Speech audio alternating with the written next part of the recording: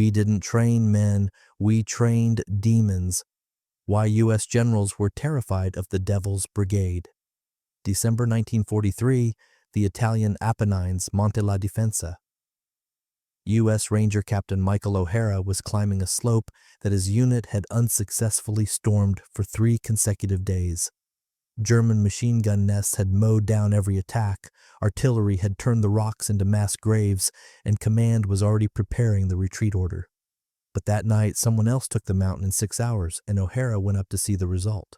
What he saw at the summit made the battle-hardened officer with 3 years of combat experience double over and vomit directly onto the frozen ground. The German bunker stood intact, not a single hole from a grenade, not a single trace of explosives. Inside were 14 SS men, and all 14 lay in the exact position silence had found them in. Not one had managed to fire, not one had managed to scream. Every single one had their throat slit so cleanly that O'Hara initially thought it was some kind of disease. But that was only the beginning of the nightmare. On the chest of every corpse lay a small paper card with an inscription in broken German, "Das Schlimmste kommt noch." The worst is yet to come. O'Hara picked up a card with stiff fingers and only then noticed the emblem, crossed arrows on a red background. He knew that emblem. The entire Italian front knew that emblem. These were the Black Devils, the 1st Special Service Force, a unit U.S. generals preferred not to speak of aloud. Yet the most terrifying discovery awaited O'Hara outside the bunker. In the snow, he found tracks, or rather, he found almost none. About 40 men had scaled a vertical cliff 300 meters high at night in a blizzard without a single sound. They had passed 3 German patrols so closely they could have touched the sentries. They slaughtered a garrison of 60 men in 40 minutes, and they vanished before dawn, leaving behind only corpses and those cursed cards. Who were these men? Where did they come from? Why did the U.S. generals who created them call them monsters in classified reports? And why did half of these cutthroats speak English with a French accent and call themselves Canadians? To understand how a group of lumberjacks from Quebec, miners from the Yukon, and barroom brawlers rejected by the regular army turned into the only unit the SS refused to fight in the dark. We have to go back 2 years. The story you are about to hear will make you look at the word Canadian in a completely different light. The spring of 1942 was catastrophic for the Allies. Japan had seized the Philippines, Singapore, and the Dutch East Indies. Rommel was crushing the British in North Africa. German U-boats were sinking Atlantic convoys faster than American shipyards could build new ones. The U.S. War Department was feverishly searching for any way to strike back, and at that moment one of the most insane plans in the history of World War II landed on General George Marshall's desk. However, the madness of the plan was only the tip of the iceberg. The author of the project was British inventor Geoffrey Pike, a man contemporaries called either a genius or a madman, often both. Pike proposed creating special snowmobiles capable of operating in Arctic winter conditions, landing sabotage groups in Norway to systematically destroy German hydroelectric plants, heavy water factories, and supply lines.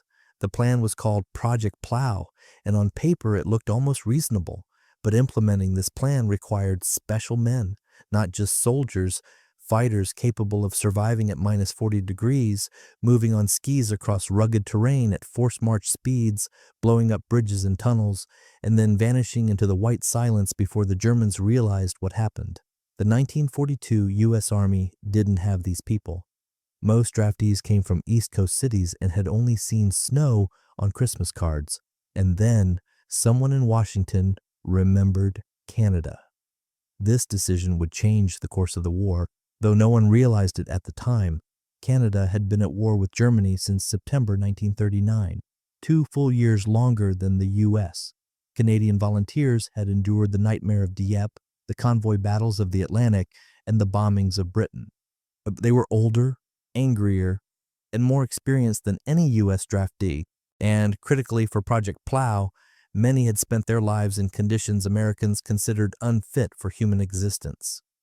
On June 20th, 1942, The governments of the US and Canada signed a secret agreement to create the first Special Service Force, FSSF. It was the first binational combat unit in Allied history. The Americans provided the funding, equipment, and command. The Canadians provided something more valuable, men who already knew what it felt like to be shot at. But gathering these men in one place proved more difficult than anyone expected, and what happened next exceeded the darkest expectations of command. The first U.S. volunteers arrived at Fort Harrison in July 1942, and Colonel Robert Frederick realized he hadn't received elite fighters, but a problem. Army Command had used the new unit as a dumping ground for difficult soldiers, those whom other commanders wanted to get rid of.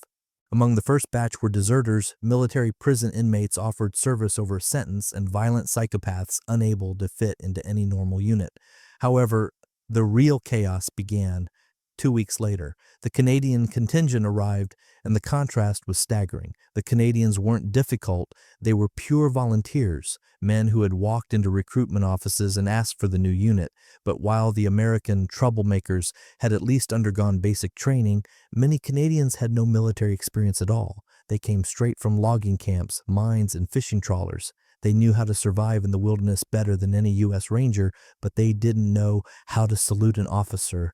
The two contingents hated each other instantly. The Americans looked at the Canadians as hicks who couldn't hold a formation. The Canadians looked at the Americans as loud, arrogant kids who hadn't spent a single day in a real war. The first week ended with 12 hospitalizations from barracks brawls. The second week, 8 more. Military police refused to enter the fort without reinforcements. And then, Colonel Frederick made a decision everyone considered suicidal. He didn't separate the warring factions, he didn't punish the ringleaders. Instead, he did something unheard of for the 1942 Army. He ordered the men to be housed so that every tent had an equal number of Americans and Canadians. Want to fight your neighbor? Fine.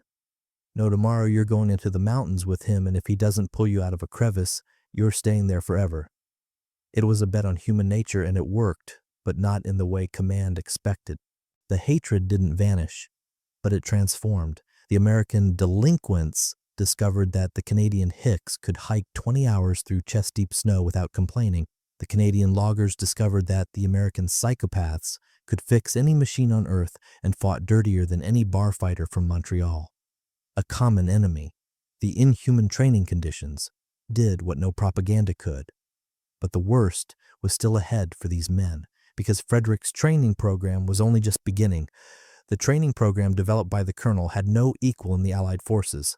It wouldn't have an equal today, because modern armies simply wouldn't allow that level of casualties during the preparation stage. In the first 3 months, the unit lost over 20% of its personnel, not in battle, but to injuries, frostbite, and accidents. Frederick considered this an acceptable price. Every day began at 4 a.m. with a full gear run. Not a jog on a flat road, a run up a mountain over rocks in any weather. After the run came hand-to-hand combat based on techniques Frederick personally borrowed from British commandos. No sporting moves, only strikes capable of neutralizing or ending an opponent in seconds. Elbows, knees, headbutts to the face, fingers to the eyes. And that was just the start of the daily hell. Men who had considered themselves street fighters discovered they knew nothing of real violence. After hand-to-hand came rock climbing. No safety ropes, no specialized gear, full pack. The mountains around Fort Harrison became a graveyard for those lacking a survival instinct or sufficient strength. Frederick was personally present at every session and personally saw the wounded to the infirmary. He didn't apologize or explain, he simply said, "In war, the cliff won't give you a second chance." But the core element of the program was what Frederick called night operations, and it was these that turned ordinary soldiers into those very demons. Every 2 or 3 nights, the unit was scrambled and sent into the mountains with a mission: find and destroy a mock enemy played by instructors or other platoons. No lights, no noise, no shots until the moment of attack. Men learned to move in pitch blackness so that a person 5 meters away heard nothing. They learned to sense the enemy's presence by smell, by the faint movement of air, by the subtle shift in night sounds. By the fall of 1942, Fort Harrison had become a legend whispered about at every base on the West Coast. Local residents stopped leaving their homes after sunset. Too many stories circulated about ghosts with black faces who appeared from nowhere and vanished into nothing. Military police sent to check reports of strange activity were captured by a group of trainees in 11 minutes. The officers didn't even realize where the men had come from until they had knives at their throats. However, the knives deserve a separate conversation because it was they that became the calling card of the Black Devils and their most terrifying weapon. Frederick understood that special operations required special weapons, and he turned to the man who could create them, retired British Lieutenant Colonel William Fairbairn, co-creator of the legendary commando knife. The result of the collaboration was the V-42, a combat stiletto that had no equal among Allied standard-issue weapons, an 18-centimeter blade double-edged with a characteristic, quote, one tip capable of piercing a steel helmet, a handle with a skull crusher pommel, a sharp point designed for strikes to the temple or the base of the skull. But getting the knife was only half the battle. Learning to use it was a different story. Every fighter in the unit received a V-42 and underwent a 40-hour course in its application. Not fencing, application. How to enter a room with a knife in hand, how to neutralize an enemy before they could scream, how to work in total darkness, guided only by the sound of breathing, how to deliver strikes that guaranteed a kill in 2 or 3 seconds. American hand-to-hand instructors from the regular army watched these sessions with expressions of horror. One of them, Sergeant James McMillan, later recalled, "I spent 20 years teaching men to fight. I thought I knew everything about causing pain, but what they taught these boys wasn't fighting. It was something else. It was the art of making a person cease to exist, quickly and quietly. When I looked at their faces during training, it made me uneasy. They weren't angry. They weren't enjoying it. They were just working like butchers in a slaughterhouse." And yet, there was one more element that turned these fighters into a nightmare for any opponent. To the knife, they added an innovation, black camouflage paint for the face and hands. The idea itself wasn't new, but Frederick turned black faces into a psychological weapon. He ordered his men to paint their faces not just for camouflage, but for intimidation, entirely, including ears and neck, emphasizing the whites of the eyes and bare teeth. When such a face appeared from the darkness a meter away from a sentry, the sentry didn't even have time to scream, but the real test for the devils was still ahead, and it nearly ended the entire unit. The winter of 1942 to 43 brought not just cold to Fort Harrison, but bitter disappointment. Project Plow, the reason the unit was created, began to fall apart. The special snowmobiles proved to be a mechanical nightmare. They broke down below -20, got stuck in deep snow, and made such a noise that stealth was impossible. By February 43, Command admitted the original plan was impossible.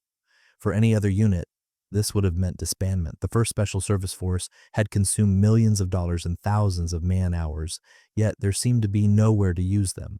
And the soldiers had trained for Arctic conditions that didn't exist on any active theater of war. Generals were already drafting the dissolution order. Frederick's reputation hung by a thread, but the colonel wasn't going to give up. He convinced Command to give his men a chance. Frederick's argument was simple. In 8 months of training, he hadn't created a snow unit, but universal fighters capable of operating anywhere that required speed, stealth, and absolute ruthlessness. Mountain warfare in Italy? They trained on the cliffs of Montana. Night raids? They spent more time in the dark than in the light. Close combat in trenches? Every one of them could eliminate an enemy with bare hands in 3 seconds. High Command hesitated. Generals like Dwight Eisenhower and Mark Clark knew of the brigade's existence but viewed it with suspicion. Too many rumors circulated about Frederick's methods. Too many complaints came from other commanders whose soldiers encountered the men from Montana and returned with psychological trauma. It was then that the phrase was uttered that would become the title of this story. One general, whose name history did not record, wrote in a memo, "We didn't train men. We trained demons. I'm not sure I want to release them onto the battlefield because I'm not sure I can control them afterward. But war waits for no one." By mid-1943, the Allies landed in Sicily and began the long, bloody trek up the Italian _quote_2_. and on that path lay a mountain that no one could take, a mountain that was waiting for its demons. Monte La Difensa, altitude 960 meters. The northern face was a near-vertical rock wall. The southern and eastern slopes were minefields and 3 lines of machine gun nests with interlocking fire. At the summit sat a fortified bunker complex manned by a battalion of a German mountain division with orders to hold to the last man. American units had stormed La Difensa 6 times. 6 times they climbed the southern slope under grueling fire. 6 times they fell back, leaving hundreds of bodies on the slope. Losses reached such a level that division commanders refused to send their men for new attempts. The mountain blocked the advance of the entire Italian front, and General Clark, in desperation, sought any alternative to a frontal assault. The alternative arrived in November 1943. 1,800 men in non-standard uniforms with non-standard weapons and non-standard expressions on their faces. The FSSF received its first combat order, "Tac la Difensa or die," and the plan Frederick proposed made staff officers clutch their heads. Instead of attacking the southern slope, he proposed climbing the northern one, up that very impassable rock wall that the Germans hadn't even bothered to guard, 300 meters of vertical ascent, at night, in December, full gear. No ropes, because any sound meant the mission's failure. It was suicide on paper, but Frederick knew his men. He knew what they could do, and the night of December 3rd proved him right. The operation began immediately after sunset. 600 fighters moved to the base of the cliff in nightmare conditions. The temperature dropped below zero, and sleet turned the rocks into an ice rink. Each man carried about 30 kilograms of gear, and of course the V-42 on his belt. The ascent began at 2300, and from that moment time seemed to stop. Men moved in total silence, gripping wet rocks with numb fingers. One wrong step meant a fall into the abyss. One accidental sound meant detection and destruction by German machine guns from above. Sergeant Tommy Price, a Canadian Métis from Manitoba, later recalled that during the 4-hour climb, he didn't hear a single word. Men communicated only with gestures practiced to the level of reflex. By 3 a.m., the first groups reached a ledge 30 meters below the German positions. Here began the second phase, the wait. Men lay on the narrow ledge, pressed against each other, unable even to move. The temperature continued to drop. Clothes were soaked through. Some fighters began to lose consciousness from hypothermia. But no one made a sound. An hour and a half in an icy hell, and not a single groan. And then came the moment that changed everything. At 4:30 a.m., a German sentry stepped out of a bunker to relieve himself. He took 3 steps from the door and ceased to exist. Private Joe Glass from Alberta appeared behind him like a shadow, and the work of the V-42 took exactly 2 seconds. The body slumped softly onto the snow without a sound. That was the signal, and hell broke loose. The next 40 minutes went down in history as one of the most brutal hand-to-hand fights of World War II. 600 men in black faces poured over the edge of the cliff like a wave and engulfed the German positions before the defenders realized what was happening. In the dark, in the cramped bunkers and trenches, firearms were almost useless. The risk of hitting your own was too great, but the knives worked flawlessly. The German soldiers were the elite of the Wehrmacht, veterans of mountain divisions who had fought in Norway, Crete, and the Caucasus. They were ready for a normal fight, but they were not ready for demons with black faces and knives appearing out of the dark, cutting people as if they had done nothing else their entire lives. Colonel Frederick was in the front ranks of the attack. Another violation of every army rule. A unit commander shouldn't participate in a storming, but Frederick didn't recognize those rules. During 40 minutes of combat, he received 2 wounds but refused to leave the front line. When the sun began to rise, the Allied flag was already flying over the main bunker of La Difensa, but the scene revealed by the light of day shocked even seasoned officers. German losses were over 100 men, the vast majority from cold steel. The brigade's losses, 73 wounded, 14 killed. For storming a fortified mountain position, these were incredibly low numbers. American units attacking the same mountain before this had lost 300 to 400 men per attempt. But statistics don't convey what Captain O'Hara saw. They don't convey the expression on the faces of the fallen Germans, the expression of absolute primal terror. They don't convey the smell of a place where 600 men spent 40 minutes gutting others with knives. And they don't convey those small cards that the victors neatly laid out on the bodies of the defeated. Das Schlimmste kommt noch. The worst is yet to come. For the Germans on the Italian front, that prophecy came true with a vengeance, because La Difensa was only the first act of a bloody drama. After La Difensa came La Remetanea and Monte Majo, two more impregnable mountains the brigade took in a week. Then Anzio, the bloody beachhead, where the Allies held out for 4 months against continuous German counterattacks. It was at Anzio that the Black Devils earned their primary reputation, the reputation of a unit you never wanted to encounter at night, and the methods they used there went far beyond the limits of conventional war. Frederick, who by then had received the rank of brigadier general, developed a system of aggressive patrolling that drove German commanders insane. Every night, groups of 8 to 10 men went beyond the perimeter of Allied positions and infiltrated German territory. They didn't hold positions and didn't engage in open battle. They hunted. A typical raid looked like this. A group silently crawled to a German dugout or trench, chose a moment when a sentry was distracted, and eliminated him with a knife. Then, a quick dash inside, knife work in the dark, and a retreat before reinforcements arrived. But the most sophisticated element was the psychological warfare. They left the cards with the brigade emblem on the bodies. Sometimes the simple text, "The worst is yet to come." Sometimes personal messages, "We know your name and we will come back for you." Surviving German soldiers found these cards in the morning and realized that during the night someone had been in their trenches, walking among the sleeping, choosing victims. The psychological effect of these raids was devastating. German soldiers began to suffer from mass insomnia and nervous breakdowns. Commanders reported that men refused to go on night duty. Rumors spread of ghosts with black faces who could walk through walls. One captured German officer stated during interrogation, "It is not Americans or Canadians fighting us, but something non-human."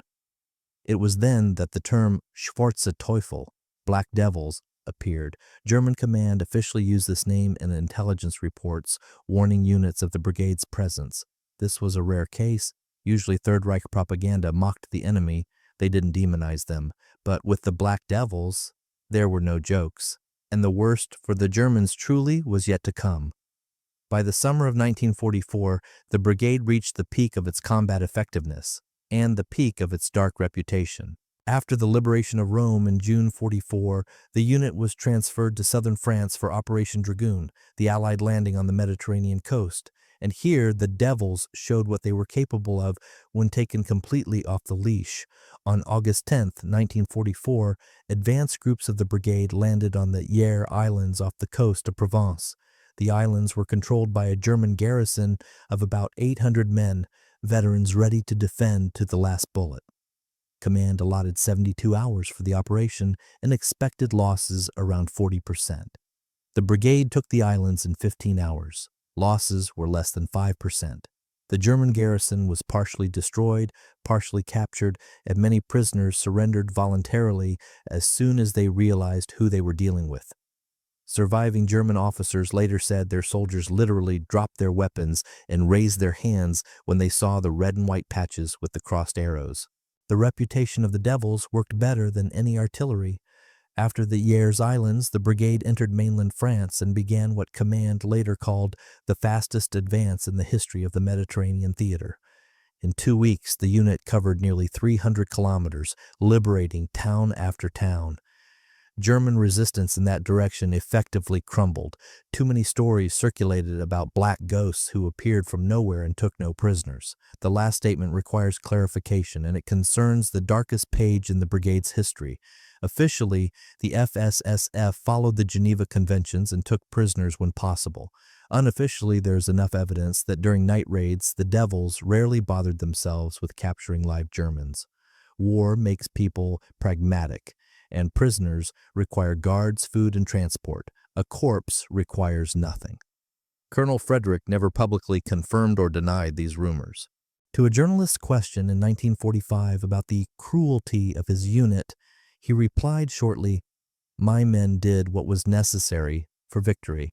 If you want to discuss cruelty, talk to those who started this war. But even for the devils, the war couldn't last forever, and the finale of their story turned out to be as unexpected as its beginning. On December 5th, 1944, the 1st Special Service Force was officially disbanded. The reasons were largely political. The Canadian government wanted to return its soldiers to national command, and U.S. generals wanted to use the Devil's experience to create their own Special Forces units. The brigade's final parade was held in the French town of Menton, on the very border with Italy. Men who 2 years ago hated each other stood shoulder to shoulder. Americans and Canadians, delinquents and lumberjacks, those whom their own generals called demons. The statistics of the unit's 2-year existence speak for themselves. The brigade spent 115 days directly on the front line, more than any other Allied unit of comparable size. It suffered casualties amounting to over 300% of its original strength, meaning the personnel roster completely turned over 3 times. It captured over 12,000 prisoners, with a strength that never exceeded 2,400 men. But dry figures don't convey the main thing. They don't convey what kind of men those who survived were when they returned home. They don't convey the nightmares that made veterans wake up in a cold sweat decades after the war. They don't convey how a lumberjack from Quebec or a miner from Montana tried to explain to his wife and children why he jumped at sharp noises and slept with a knife under his pillow. One survivor, Canadian Corporal Jean-Paul Bergeron, left memoirs published only after his death in 1987. In them he wrote, "When we went to war, we were men. When we returned, we were something else, not better or worse, just different. We saw things that cannot be unseen. We did things that cannot be told, and we carried that within us until the end." But the story of the Black Devils doesn't end there, because their legacy lives on.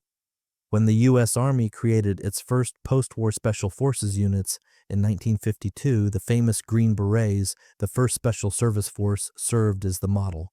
With the tactics of night raids, psychological warfare, and autonomous small groups, all of it came from Fort Harrison and the mountains of Montana. The Canadian Armed Forces also didn't forget. Canada's modern elite unit, Joint Task Force 2, JTF-2, officially considers itself the heir to the Devil's traditions. Their fighters wear the red and white patch with the crossed arrows, that very emblem the Germans feared to see on their fallen comrades. In 2015, the U.S. Congress posthumously awarded all veterans of the brigade the highest civilian honor, the Congressional Gold Medal. It was a belated recognition for men their own command once called demons and tried to hide from history. At the ceremony in Washington, the last survivors were present, men in their 90s in wheelchairs, with medals on their chests and the empty eyes of those who have seen too much. A journalist asked one of them, Tommy McKenzie from Vancouver, how he wanted to be remembered. The old man was silent for a long time, then said, "Don't remember us as heroes. We weren't heroes. We were tools, very effective tools for very dirty work. If you want to remember something, remember that war turns normal men into something they never wanted to be, and remember that some of us were never able to turn back." That is perhaps the most honest epitaph for the Black Devils. They were monsters, but they were our monsters. They did what ordinary soldiers were not capable of, and they paid a price for it that cannot be measured by medals or parades. And somewhere in the War Department archives, that memo from the nameless general still lies. "We didn't train men, we trained demons." He was right. The only question is, who made them that way? Frederick, the war, or human nature itself, which in certain conditions reveals its true face? There is no answer to that question. There is only history, and now you know it.